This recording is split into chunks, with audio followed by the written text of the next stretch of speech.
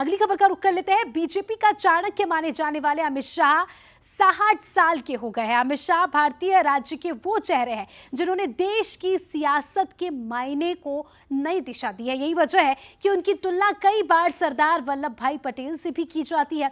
मोदी युग के सबसे मजबूत नेता अमित शाह ने वो काम भी पूरे किए हैं, आत्मविश्वास से वो काम किए जो नामुमकिन नजर आते थे। अमित शाह के जन्मदिन पर देखिए खास रिपोर्ट। सियासत के इस मोदी युग में अगर किसी एक शख्सियत ने लोगों के जहन में जगह बनाई है तो वो नाम है अमित शाह। उन्हें मोदी का सारथी भी कहा जा सकता है, जिसे पता है कि युद्ध भूमि में अपने महारथी का रथ किस रास्ते से सुरक्षित और विजय पथ तक ले जाना है।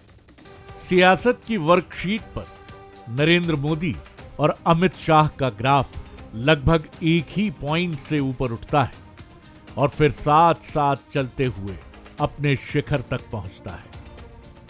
अमित शाह और नरेंद्र मोदी सियासत की वो जोड़ी है जिसकी कोई सानी नहीं। शाह सियासत में मोदी की परछाई नहीं बल्कि उनका ही एक हिस्सा नजर आते हैं।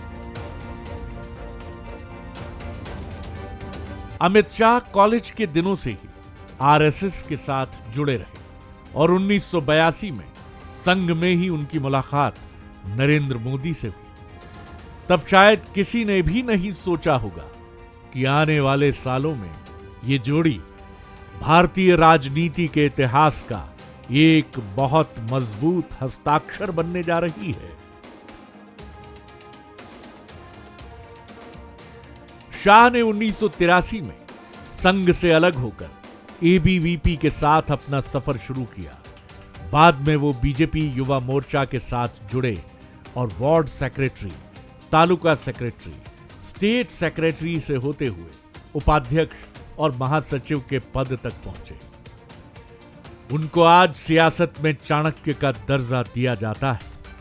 उनकी बेहतरीन मैनेजमेंट स्किल्स की सबसे पहली झलक साल 1991 में देखने को मिली, जब उन्होंने गांधीनगर से लाल कृष्ण आडवाणी के चुनाव की पूरी जिम्मेदारी संभाली और यहीं से युवा अमित शाह बीजेपी के बड़े नेताओं की नजर में आ गए।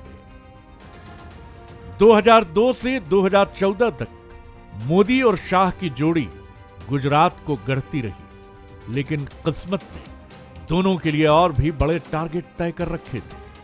वो वक्त भी आया जब 2014 लोकसभा चुनाव के लिए बीजेपी ने नरेंद्र मोदी को प्रधानमंत्री का चेहरा बनाया।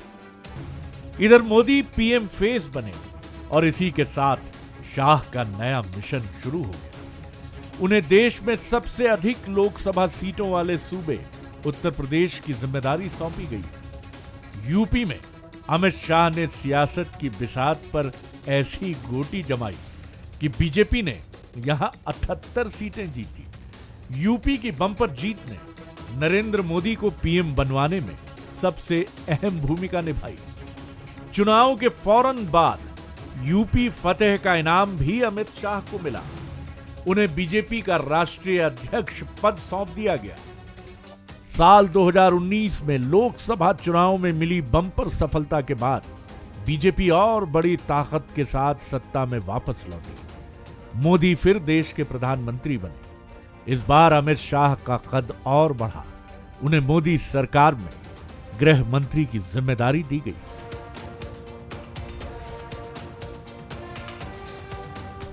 जम्मू कश्मीर से धारा 370 को खत्म कर दिया गया, साथ ही इसे 2 राज्यों में भी बांट दिया गया। पूरी दुनिया बस देखती रह गई, लेकिन कश्मीर में शांति बहाली के साथ फिर चैनो अमन का रास्ता साफ हो गया।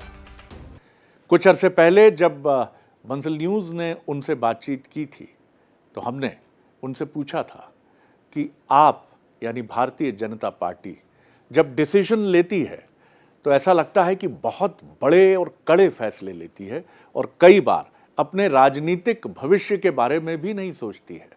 तो अमित शाह जी का जवाब बहुत दिलचस्प था। क्या उन्होंने बंसल न्यूज़ से बातचीत में कहा था, सुनिए। बीजेपी बड़ी तेजी से देश को आगे ले जाना चाहती है और भारतीय जनता पार्टी की सरकार ने 2014 से आज तक कभी भी ऐसा फैसला नहीं लिया जो लोगों को अच्छा लगे। हमने ऐसे फैसले लिए जो लोगों के लिए अच्छे हो।